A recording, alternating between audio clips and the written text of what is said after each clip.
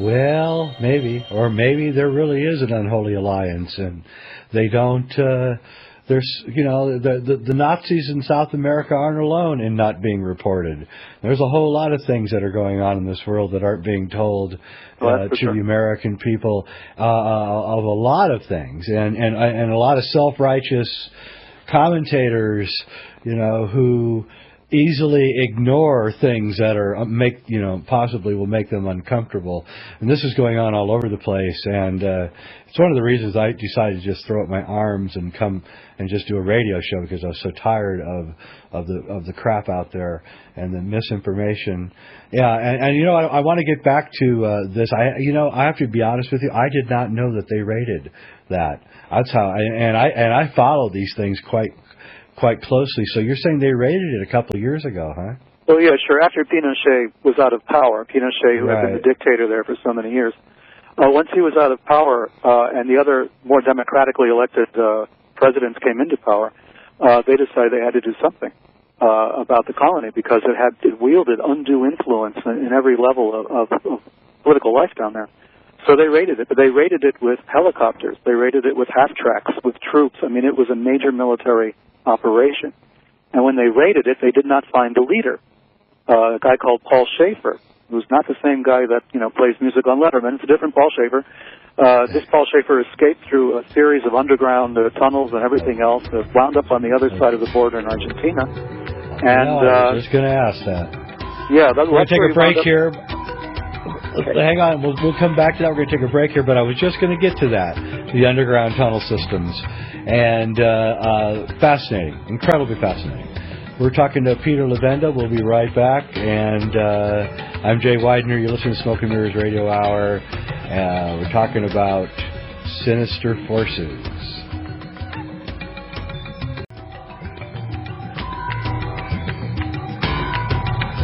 And we're back.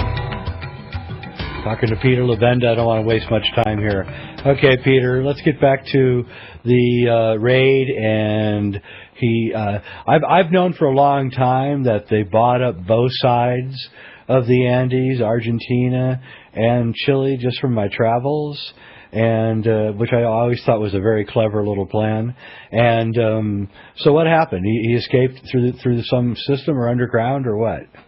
Well, right. They had built underground tunnels in the first place when they developed the colony.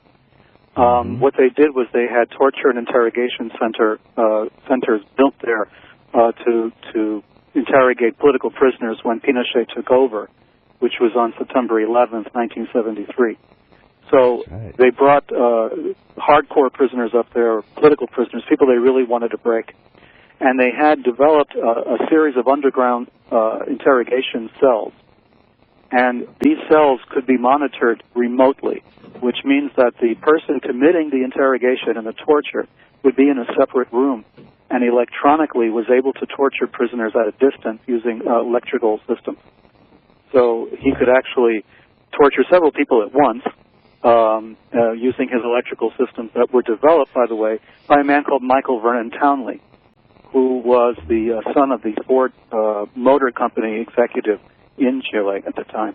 He was very pro-Nazi. The son was very pro-fascist, pro-Nazi, very anti-Salvador Allende, who was their democratically elected president.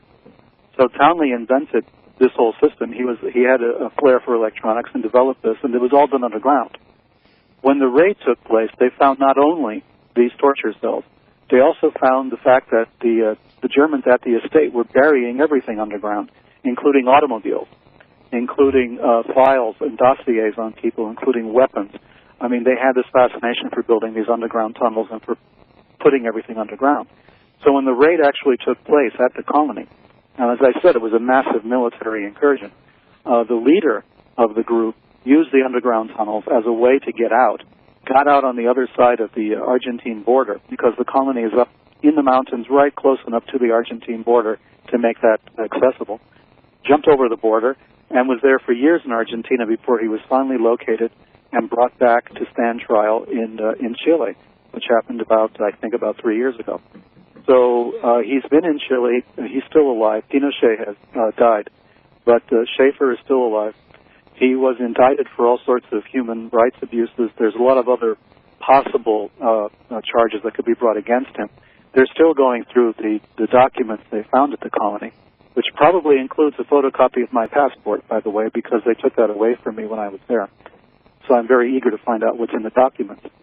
But the Supreme Court of Chile has sealed all those documents, and they say they're not going to let anybody see what's in there. So we're all very frustrated by this, because I believe there's going to be evidence there of the involvement of other countries in Colonia Dignidad, in its torture interrogation cells, in the creation of this underground apparatus and everything else. So we all want to know what's in those documents, and unfortunately right now we can't get at them. I have a sneaking suspicion we may never get them. Yeah, that's really interesting, and that should segue right into the next thing, which I want to talk about, which is your magnum opus, Sinister Forces. And what the thing about Sinister Forces that I think drives everybody crazy is the thing that drives me crazy about this kind of research, which is that you can never really grab the monkey. I mean, he's like, right. He's like slipping away all the time. Right when you think you got it, that's when you don't have it. And that's what you're dealing with in this. And there is this strange set of synchronicities that happen, and they happen to me. And in this stuff, even though I'm not involved. I know that sounds strange, but there's actually synchronicities that lead me into weird things that happened in the Sinister Forces without me even being involved, and it's very strange. And one of the ones that just drives me crazy is the maybe you know this. I think I don't know if it's in your book or not, but the right-wing preacher who picked up Sirhan hitchhiking and took him to the Ambassador Hotel the night that he killed. And then a year later, he picked up I'm trying to think. I think it was the housemate it was the guy watching the house for Roman Polanski, and picked him up and let him off at that house. And this guy is the only guy besides the Manson family that was ever suspected of anything. He was in the other room listening to music or something while the murders were going on. And those kinds of coincidences and synchronicities just drive me crazy. And your book is just like a litany of them. And it was a great work, and underrated. I think it's going to have a long life, I think. Well, thank you. It's the problem with Sinister Forces was the problem that I had writing it. It lasted since the Watergate period in the mid-'70s, and I only finished it a couple of years ago. The research for it went on, and every time they declassified more documents, I had more to work with to put in the other pieces. Synchronicities, yes, they abounded. I mean, I wrote a lot of that book while I was overseas.